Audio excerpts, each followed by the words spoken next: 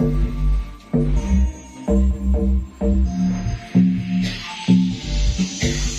bạn ơi, cùng nhau ta gieo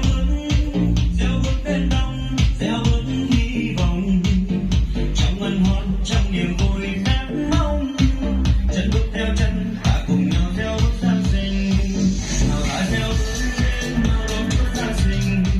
trời mát cùng hát các tiếng ta mừng nhau yêu tình, đêm đông vang giá sương mơ một tình cũ mong chờ, cả đời đâu lên bài ca mới. Này bạn ơi, cùng nhau ta gieo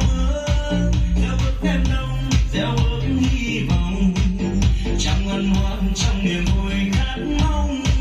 chân bước theo chân, ta cùng nhau theo bước Giáng sinh. Người ơi có biết Chúa sinh ra vì ta,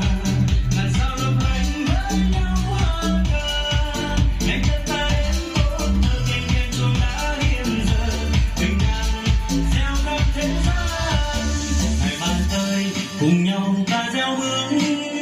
bước thêm đông, gieo bước hy vọng, trong ân hoan, trong niềm vui khát mong, chân bước theo chân, ta cùng nhau gieo bước Giáng sinh.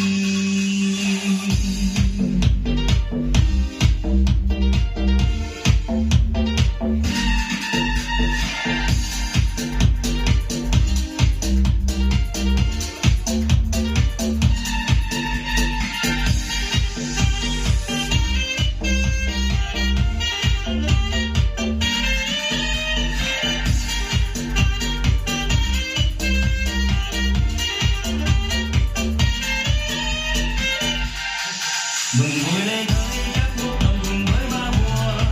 cùng tôi gieo bước mát tí vui khắp muôn người, mỗi ngày trong cánh cửa bằng yêu thương nhân thế suốt trần, sân soi trần gian tối tăm.